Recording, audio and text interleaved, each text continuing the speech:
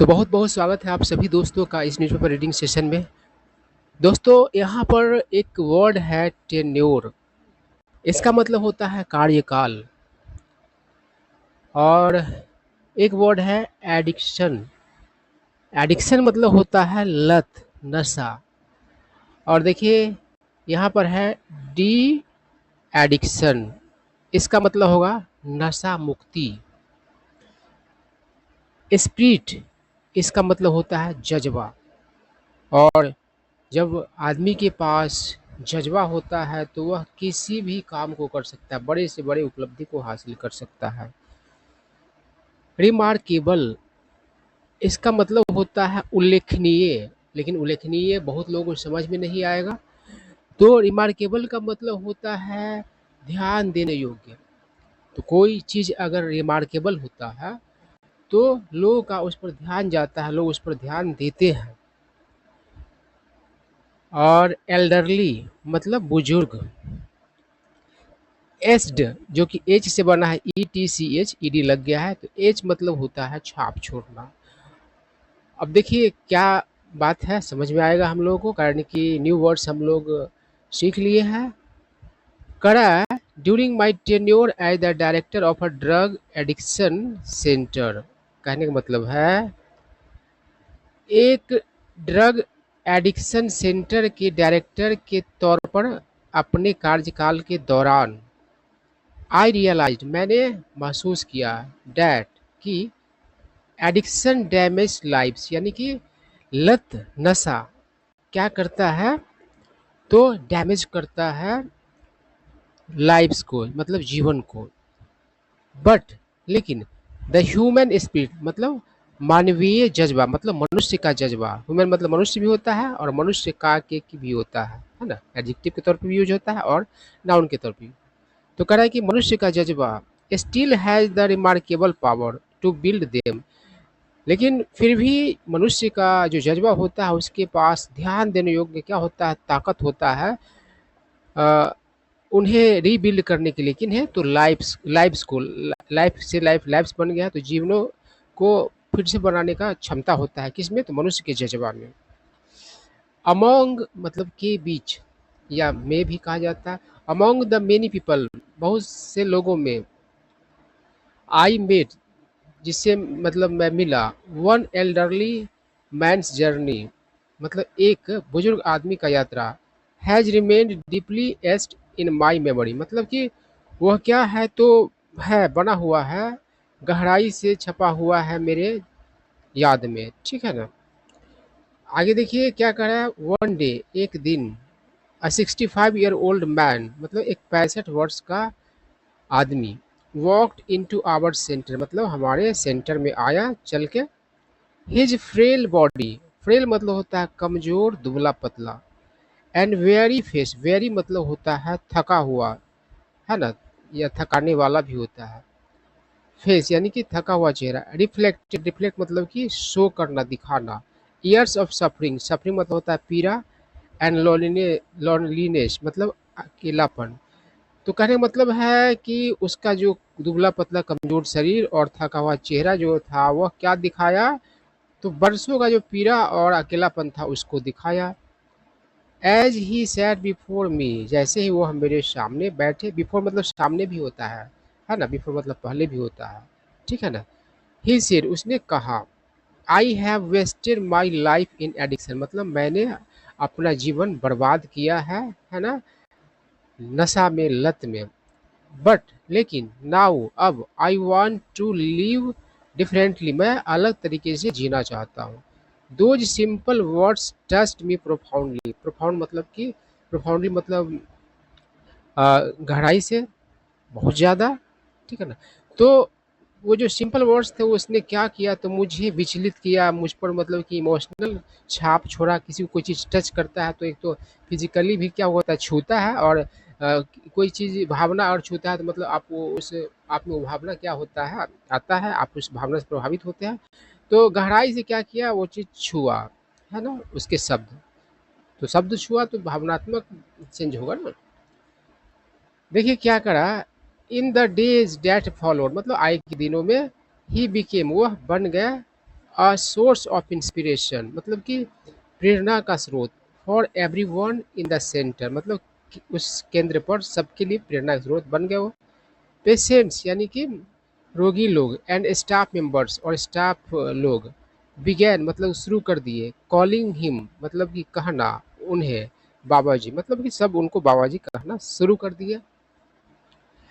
Every morning हर सुबह ही वोक, वेक से वोक बन गया, वेक मतलब जगना होता है, तो वह जगते थे बिफोर डॉन। देखिए डॉन जो होता है उसको डे ब्रेक भी कहा जाता है। क्या बोला जाता है? Day break. तो डे ब्रेक या डॉन का मतलब होता है भोर, मतलब कि ऐसा समय जब अ, मतलब कि रोशनी निकलना शुरू हो जाता है उसको भोर कहा जाता है, डॉन कहा जाता है, डे ब्रेक कहा जाता है। और इसका उल्टा हो जाता है डस्क, DUSK। तो डस्क मतलब होता है साँझ। तो ये ऐसा समय होता है जब रोशनी करीब-करीब ख़त्म हो गया रहता है, लेकिन अभी समझो कि रात जैसा माहौल नहीं रहता है, जिसको साँझ कहा जाता है।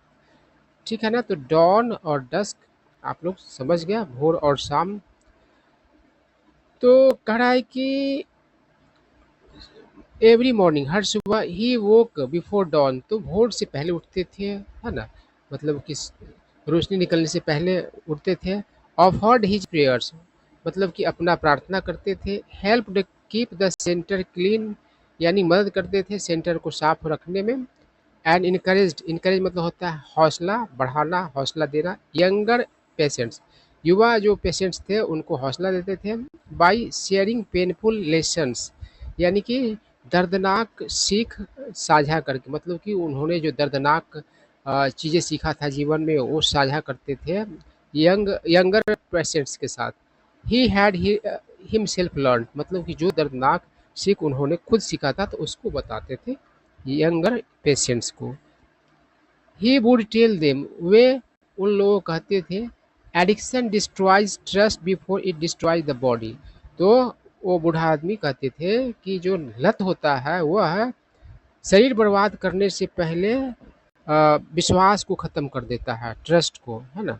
अ पर्सन लूजेज रिस्पेक्ट यानी कोई व्यक्ति क्या करता है अपना इज्जत खो देता है, रिलेशनशिप्स रिश्तेदारी खो देता है, एंड पीस ऑफ माइंड और दिमाग का शांति खो देता है। But if we truly decide to change लेकिन यदि हम लोग सच में फैसला करते हैं बदलने का, लाइफ कैन स्टिल इम्प्रूव तो फिर भी क्या हो सकता है, जीवन सुधर सकता है। इम्प्रूव मतलब सुधरना। आगे क्या करें, ग्रेजुअली मतलब धीरे धीरे। ठीक है ना? ही शेयर्ड उसने साझा किया हिज पास्ट विथ मी मतलब मेरे साथ अपना व्यतीत भूतकाल, पास्ट को क्या किया, साझा किया। He belong to a respected farming family near Moga. तो मोगा पंजाब का एक जिला है। तो वहाँ के मतलब मोगा के पास के एक समझो कि रिस्पेक्टेड मतलब कि फार्मिंग फैमिली था, उस उसके वो मतलब सदस्य थे। एंड ओन्ड और उनके पास था फर्टाइल एग्रीकल्चरल लैंड मतलब खेती वाला उपजाऊ जमीन। His wife worked with him in the fields मतलब उनकी पत्नी उनके साथ खेतों में काम करती थी। एंड देयर ओनली सन और उनका इकलौता बेटा was intelligent and hard working, तेज भी था और परिश्रमी भी था। आगे क्या कर रहा है, टू कोप विथ मतलब होता है किसी चीज़ से निपटना, डील करना। जैसे कि आप किसी समस्या से कैसे कोप करते हो, उससे उससे कैसे डील करते हो, उससे कैसे निपटते हो, है ना? तो क्या to cope with long hours of physical labour यानी कि जो लंबा जो शारीरिक श्रम का जो समय होता था उससे निपटने के लिए मतलब उससे निजात पाने के लिए ही बिगैन उसने शुरू कर दिया कंज्यूमिंग मतलब सेवन करना पॉपी हस्क यानी कि अफीम का छिलका। देखिए अ, हस्क मतलब छिलका भी होता है और छिलका हटाना भी होता है।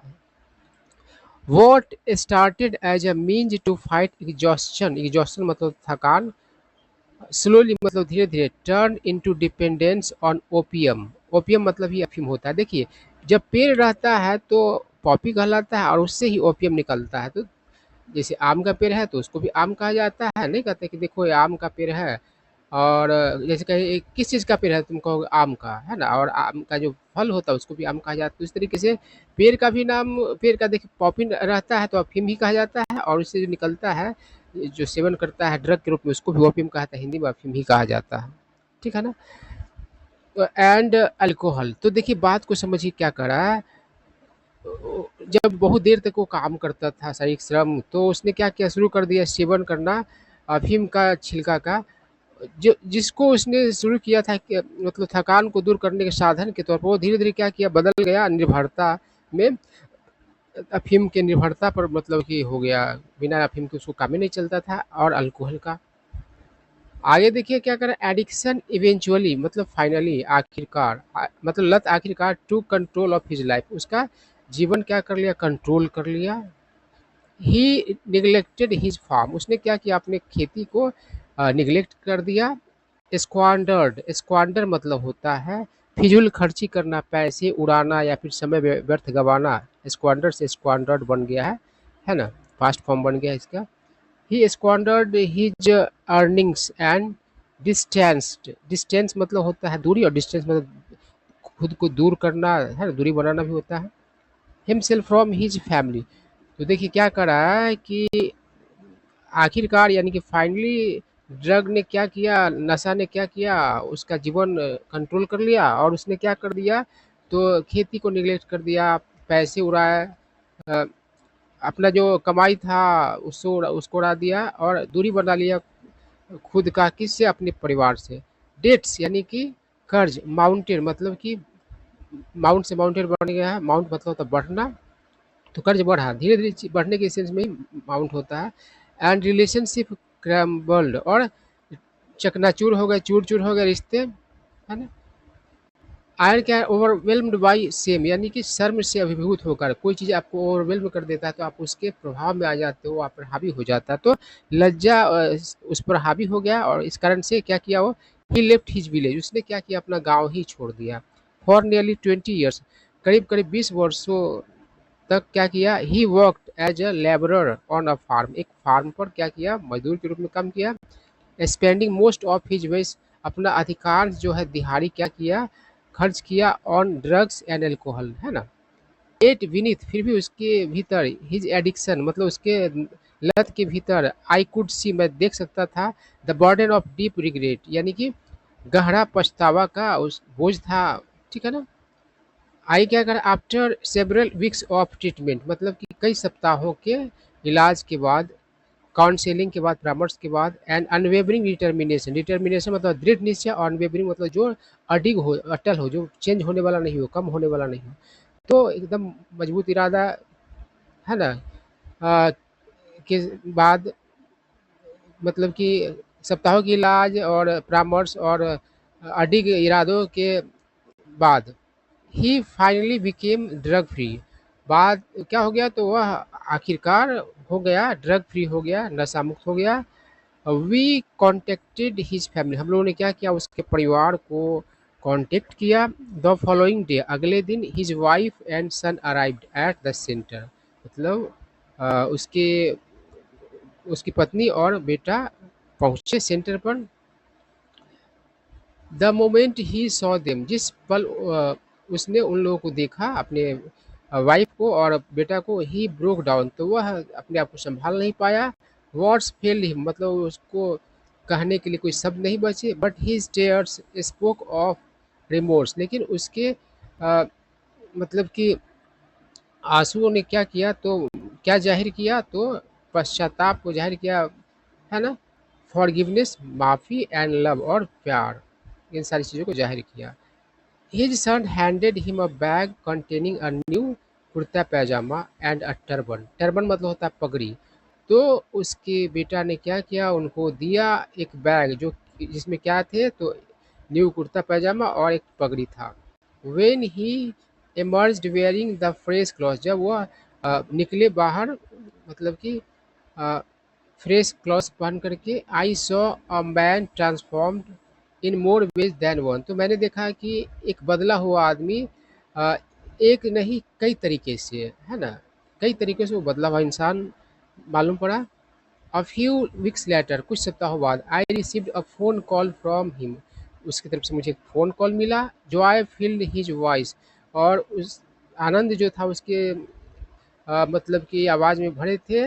एज ही टोल्ड, जब उसने कहा मी मुझे, that he was living peacefully with his family, कि वह रह रहे थे शांतिपूर्वक अपने परिवार के साथ। Helping manage their dairy and poultry farm, मदद कर रहे थे उनके यानी कि अपने परिवार के डेयरी और पोल्ट्री फार्म को मतलब मैनेज करने में। ऑफरिंग प्रेयर्स एवरी मॉर्निंग, हर सुबह प्रार्थना करते हुए। एंड स्पेंडिंग टाइम, और समय बिताते हैं विथ हिज ग्रैंड चिल्ड्रन, मतलब अपने ग्रैंड चिल्ड्रन के साथ, पोता पोती के साथ। आई क्या करा, as I reflect on my years of serving people battling addiction, मतलब कि जब मैं रिफ्लेक्ट करता हूँ अपने वर्षों का जो सेवा है, लोगों का सेवा करना, जो कि संघर्ष कर रहे हैं, संघर्ष करने वाले लत से, है ना? मतलब ऐसे लोग जो संघर्ष कर रहे हो किससे, तो लत से, तो ऐसे लोगों की सेवा करने का जो मेरा वर्षों का समय है, तो उस पे मैं जब रिफ्लेक्ट करता हूँ, this man's story continues to remind me, तो इस आदमी का जो कहानी है क्या करता है, जारी किए हुआ है मुझे याद दिलाने में, या रिमाइंड मतलब याद दिलाने मी, डैट, कि no matter how deeply a person has fallen, कि ये मैटर नहीं करता है कोई आदमी कितना मतलब गिरा है। Hope is never beyond reach, यानी कि उम्मीद पहुँच के अंदर होता है, पहुँच से बाहर नहीं होता है, मतलब उम्मीद बना ही रहता है। विथ डिटर्मिनेशन, दृढ़ इच्छा से। कंपैशन, यानी कि दया, कृपा, तरस। एंड फैमिली सपोर्ट, पारिवारिक परिवार के मतलब कि समर्थन से, सपोर्ट से, साथ से। Even the most broken life, यहाँ तक कि सबसे ज़्यादा टूटा हुआ जीवन भी कैन फाइंड हीलिंग, उसको भी इलाज मिल सकता है। डिग्निटी, इज्जत मिल सकता है, मर्यादा है ना, इंग्लिश में मर्यादा, गरिमा। एंड न्यू बिगनिंग, और एक नई शुरुआत। ठीक है ना? तो यही सारा कहानी था। आई होप आप लोग समझे होंगे कि किस तरह की कहानी था। बहुत लोग नशे की गिरफ्त में आ जाते हैं, तो उनके लिए एक सीख था, और आप लोगों को कुछ न्यू वर्ड्स भी सीखने को मिले।